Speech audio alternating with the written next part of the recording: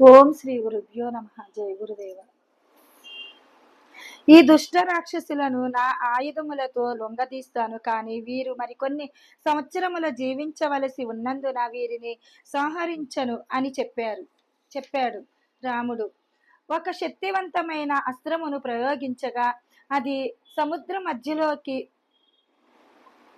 అది మరీచుడి రొమ్ముకు తాకి వాడిని 100 యోజనల దూరాన సముద్ర మధ్యలోకి విసిరేసింది, కానీ చంపలేదు. అంతట రాముడు మరో శక్తివంతమైన బాణమును సంధించి వదలగా అది సుబాహుడి గుండెలోకి దిగబడి వాడు నేలకూలి మరణించాడు. మరో అస్త్రమును అభిమంత్రించి వదిలి రాముడు తక్కిన రాక్షసులనందరినీ పారద్రోలాడు. ఆ పైన ఆ ప్రాంతంలో తిరిగి శాంతి నెలకొంది. గతంలో సిద్ధాశ్రమంలో నివసిస్తూ ఉండిన పురుషులంతా స్వస్థానమునకు ఆనందంగా తిరిగి వచ్చి శ్రీరాముడు చేసిన అద్భుత కార్యమునకు అభినందనలు తెలిపారు.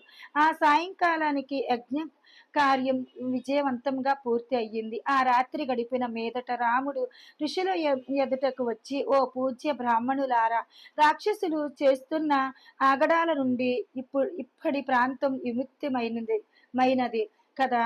ఇంకా నేను మీకు ఏదైనా సేవ చేయగలిగి ఉంటే ఆజ్ఞాపించండి అని అడిగాడు.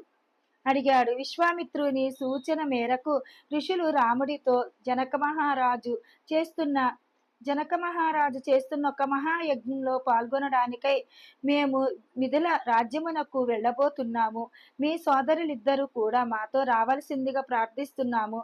పూర్వం పరమశివుడు దేవతలకు బహుకరించినట్టి అద్భుతమైన ధనస్సు ఒకటి అక్కడ యజ్ఞవేదిక వద్ద ఉంచబడింది. అనంతర కాలంలో మిథిల పాలించిన దేవవ్రత మహారాజుకు దేవతలు ఆ ధనస్సును బహుకరించారు. ఆ దివ్య ధనస్సును అపరిమితమైన దృఢత్వము గలది కావటాన గొప్ప దేవతలకు కూడా దానిని వంచటం సాధ్యం కాదంటే ఇక మానవుల సంగతి చెప్పేదేముంది. చిరకాలంగా ఆ ధనస్సు మిథిలతో ఉంటూ వచ్చింది.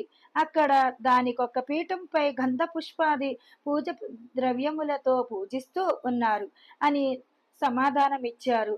ఋషులతో పాటు రావటానికి రాముడు అంగీకరించాడు. ఆ పైన జనక మహారాజు యజ్ఞమును కావలసిన